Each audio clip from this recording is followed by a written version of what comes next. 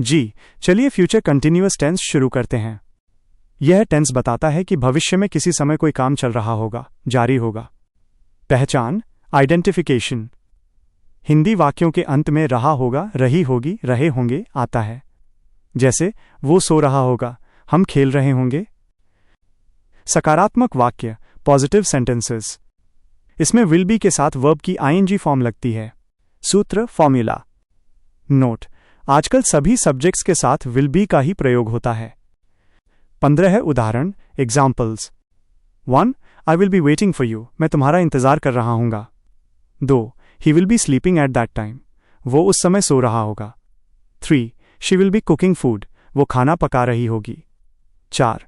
They will be playing cricket tomorrow, वे कल cricket खेल रहे होंगे। 5. We will be travelling to Delhi, हम दिल्ली की यात्रा कर रहे होंगे।